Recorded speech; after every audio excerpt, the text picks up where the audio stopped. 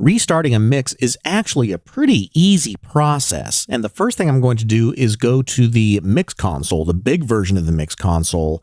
So to get there, I'm going to go under Studio and choose Mix Console, or type the keyboard shortcut of F3. That will reveal the Mix Console, and then I'm going to look for this first little chevron over here on the upper right-hand side of the Mix Console. I'm going to drop that Functions menu open, and I'm going to reset the Mix Console channels. Now, there's a couple of different ways that you can do this. You can either select multiple channels and reset the selected ones, but what I'm going to do is reset all of them. And what that's going to do is remove all of the effects, it's going to remove all the EQ, it's going to remove any channel strip settings that I had, it's going to move the volume faders back to 0 and the pan controls back to center. It's going to turn off all the equalizers, and that'll reset all of the mix console channels back to kind of a default setting. You may notice that if you have any automation, that some of the faders are not actually going to their 0 position. And that's probably because you have read automation enabled, and that automation data is part of your project. So what I'm going to do is turn off the read automation. Then I'm going to go under the project menu and choose the automation panel, or type F6.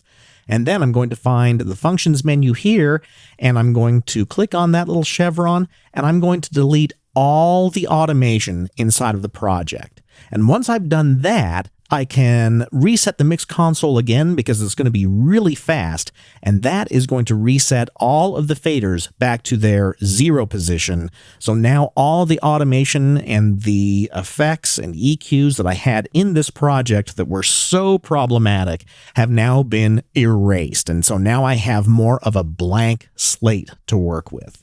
And there's one other thing I'm going to do here, and that is I'm going to erase all of the group channels and the effects channels, because I'm going to rebuild those so that you can see how to do that.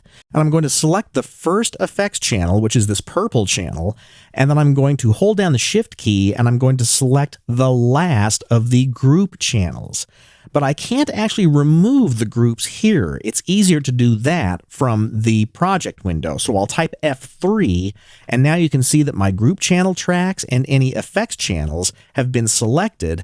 Now I can right or control click on those tracks, and I'll explain more about the track and channel relationship a little bit later. But for now, I'm going to remove those selected tracks. It's going to ask me if I really want to do that, especially if I have data on them. I'm going to select yes. And now I'll be able to hear this mix because all of the channels that I had going to those groups are now going straight to the stereo output fader. I'm going to drop that fader down a little bit and press play so that we can hear the song now in its original form.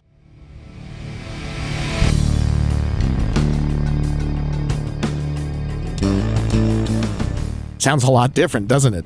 Because all of those effects, including any of the guitar amps that were all virtual, those have all been removed from the guitar tracks.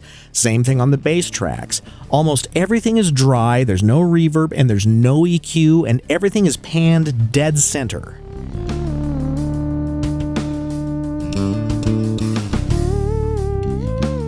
But it's a boring sounding mix, so what I'm going to do throughout this course is show you the treatments that you can use to make a better mix and get it ready for mastering and take you through the mastering process as well.